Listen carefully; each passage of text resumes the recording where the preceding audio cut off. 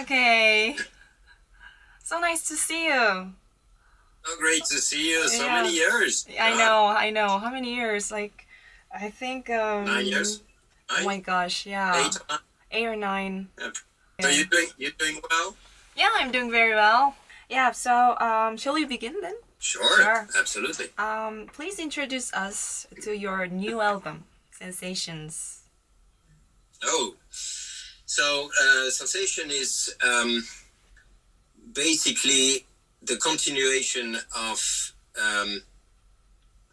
exploration of the cello and the repertoire, which is most of it not made for the cello, but with arrangement for cello and orchestra, or cello, orchestra and piano, or cello and piano. Mm-hmm. So before that was intuition, then emotions, and then sensation is the third one. So transcription of classical music tunes. Yeah. So it can be or symphonic piece, like a Barber Adagio or a Dance of the Nights from Romeo and Juliet, Prokofiev, opera tunes, Nessun Dorma, all those big opera tunes that, of course, the cello is, I think, is the most beautiful instrument, and I'm sure you, of course, agree with me. Of course.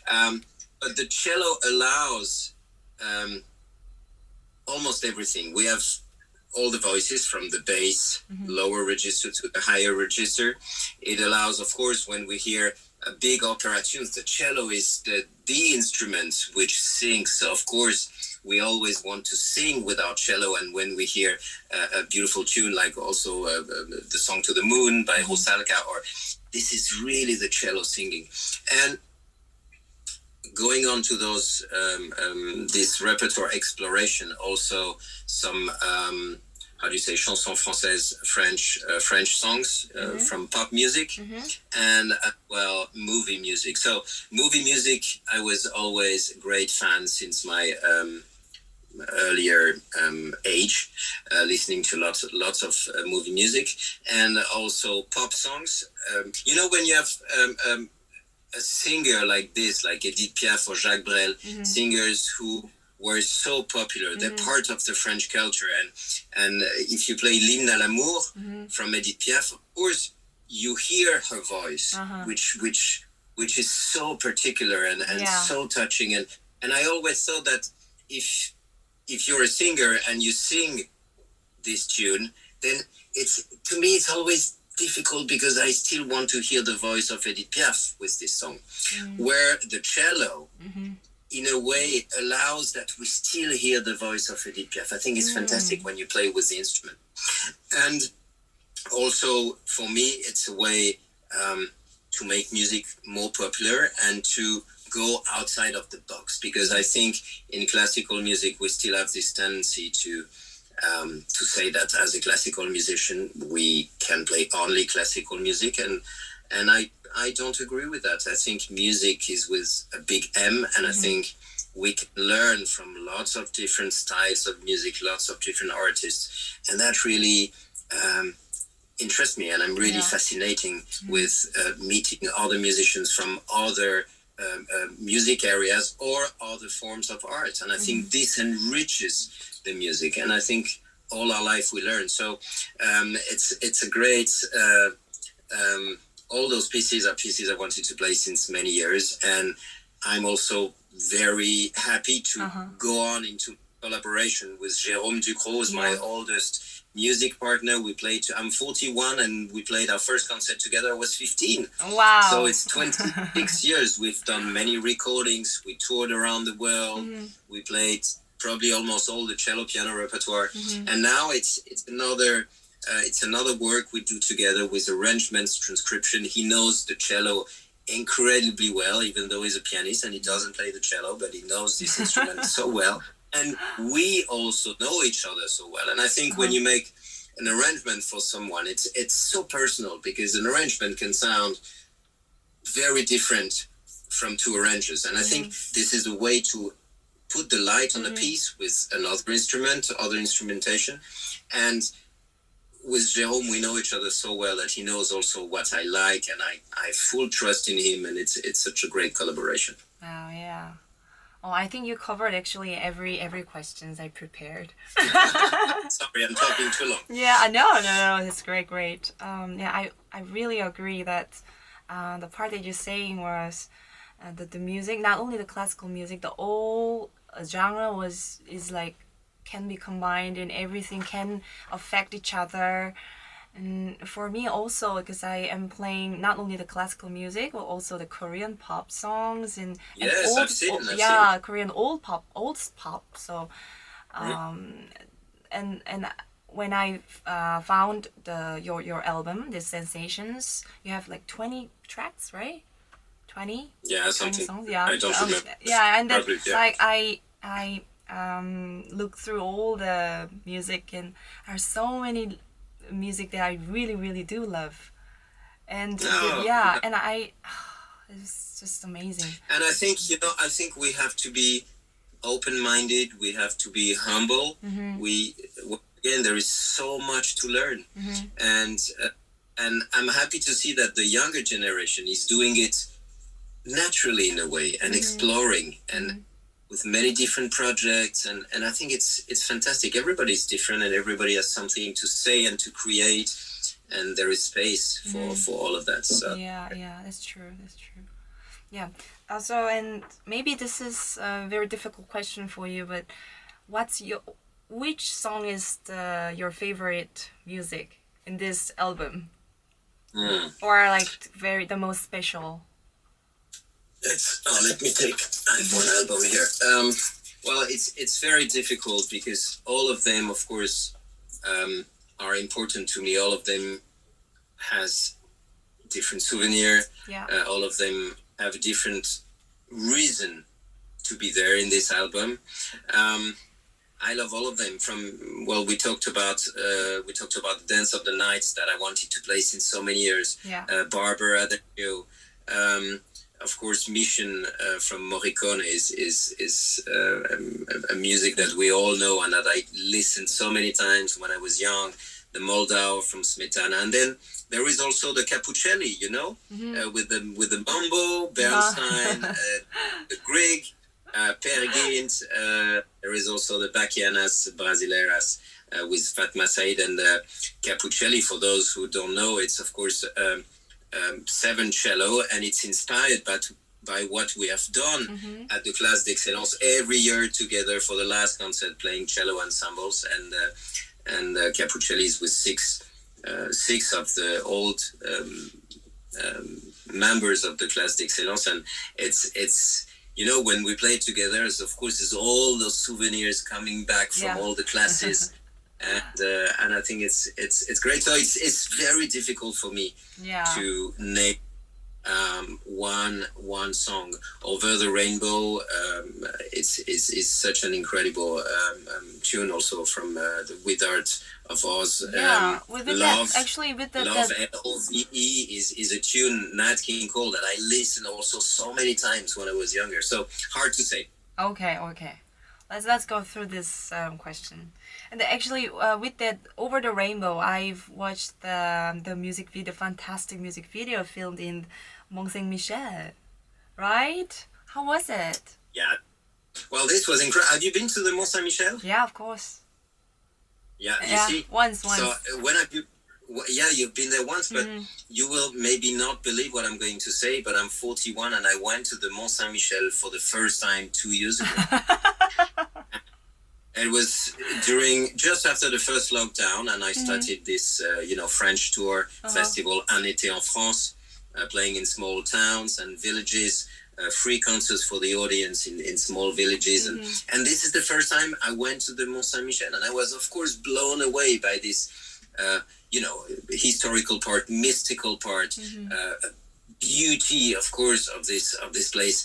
And when I did this first concert there, I thought, okay, I'm going to come back and I will play there and we'll make some images. And so that's why when we worked on this album, I thought, okay, I want to go back and play Over the Rainbow in the Mont Saint Michel. And we ended up You see at the end of the video clip, we end up in the last part of the Mont Saint-Michel. I don't know how you call that in English. And it was actually very, very thin. To climb there, it's like 90 degrees. You have to climb, and even the cello, I couldn't have it on my back. I had to climb alone, and then we had to pull the cello with a rope. So it was really, and only one person can stand up there. So it was magical, and we finished there. I had the sun going, the sunset on one side. I had the moon rising on the other end. It was gorgeous. Incredible. And you know, this of course is a beautiful video, but for me, now every time I play Over the Rainbow, I find myself up there and I can see this view, and it was so beautiful and so inspiring. Beauty of nature and of Saint-Michel. So that with the music and that the scene just like combined in your brain. Absolutely. This is souvenirs linked together. Oh wow. And I want to also ask you about your career in Korea. The last Korea tour was in 2017. Am I right? Like 5 years ago. Could be, it's a long time ago. And then there was the COVID, and everything, of course, was cancelled, postponed. And now I'm finally so happy to come back in May. So this is going to be great. I'm going to be there beginning of May. And I'm very excited because we're going to do the Korean and actually Asian premiere of, we were talking about movie music, of Danny Elfman, film score composer. You know Danny Elfman? The incredible musician and composer, and he wrote a fantastic cello concerto. You should play it. It's a great piece. And so I'm really looking forward to do the Korean premiere and Asian premiere with Korean Symphony in May. Nice. And to be back. Okay. And to eat Korean food as well. Yay! Which I love. So Mr. Capuçon is coming in Korea in May. Koreans, the fan of the because many people ask me, and also many the cello lovers in Korea, they ask me, they told me that they first knew me by the video that I'm playing with you. So nice. it really meant a lot. When we played the. So I hope I will see you there. Yeah, of course. 10 years, it's great. Yeah. Great. Looking forward. Yeah. So, and also, can you tell me about Korean artists you've met recently? Have you met any Korean artist? Lately, well, the latest Korean artist I met is a cellist, because it's Jean Yu, who's studying as well in the cello class. Yeah. So you were the first season and Jean was the last season. I see. And, do you know Jean? We are only the Instagram friend. Okay. You haven't met yet, no. But she's a fantastic cellist like you, and it would be great that you meet. And she's also part of my foundation. You know, I started a foundation in January 2022. Yeah, so just tell me a year ago. Tell me about that foundation as well. Yeah, so this, you know, in life and in what I'm doing, everything has a connection, and is always done because of my heart and because something I feel. And during the COVID-19 period, of course, it was so difficult for everybody. Suffered. Every concert in the planet was cancelled, but I think especially the young artists, because when you start, it's always extremely difficult to find concerts. And after this COVID period, of course, you have to bring the audience back to the concerts. You have to fill the halls. You have to the concert promoters, they have a tendency to ask more confirmed artists or older artists or people or that the audience know, and it's harder and harder for a young artist whom the audience doesn't know yet to find concerts. And I thought, well, I really want to do something to help them. So I started this foundation, Fondation Gautier Capuçon. And it's always, you know, following also the cello class, helping musicians between 18 and 25, but not only cellists, with violinists, viola player, cellist, and pianist. We already have the first promotion is for 11 young musicians. So we gave 11 scholarships. We're going to do the next the next promotion now in the spring 23. So we give scholarships. We gave already 120,000 euros of scholarship in 1 year. So it's, I'm quite happy. That's what we could achieve already in 1 year.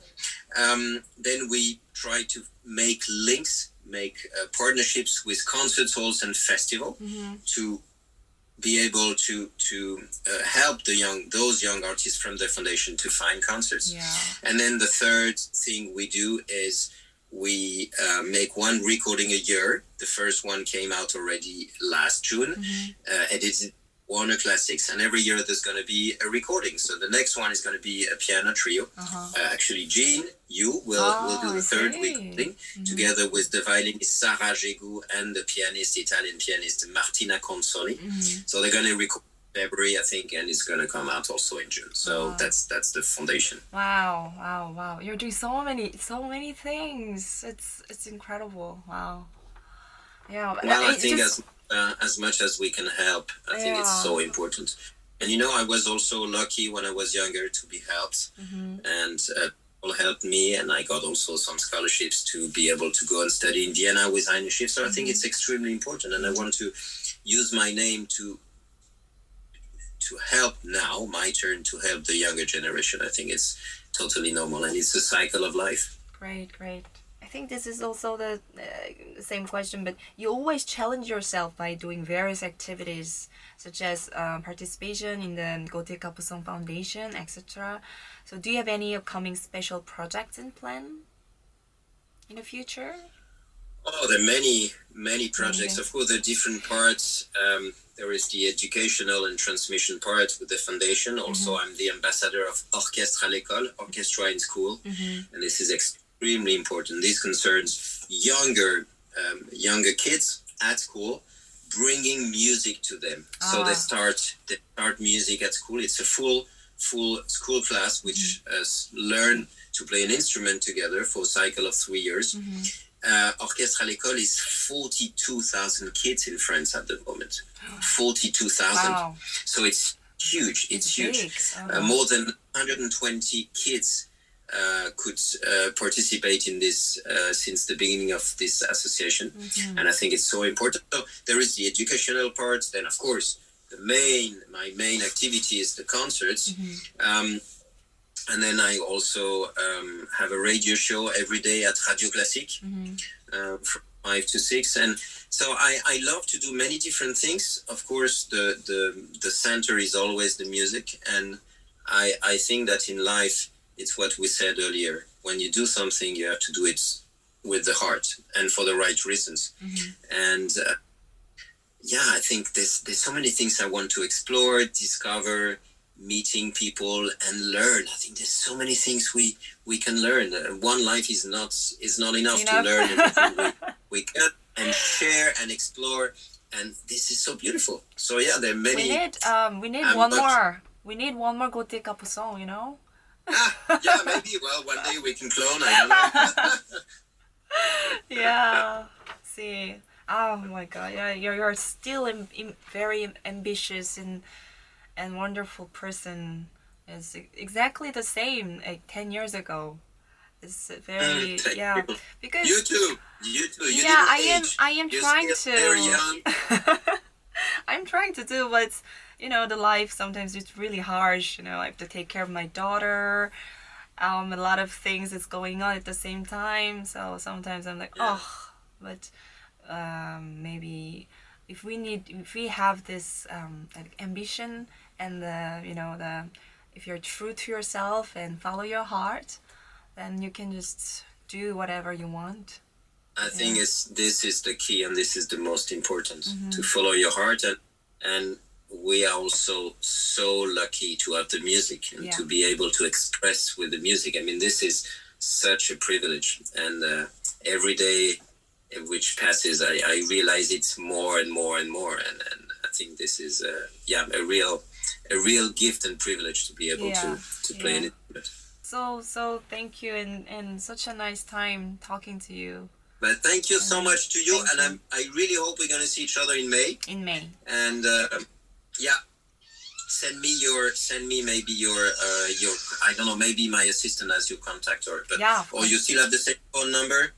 Yeah, I do have the same. Or we can like DM on Instagram. That's also fine. Yeah, sure. Yeah. Great. So all the best to you. Happy Thank Christmas you. and see you in May. Thank you. Thank you Merry so Christmas. much. Thank you. Bye. Bye. Bye. Bye. Ciao.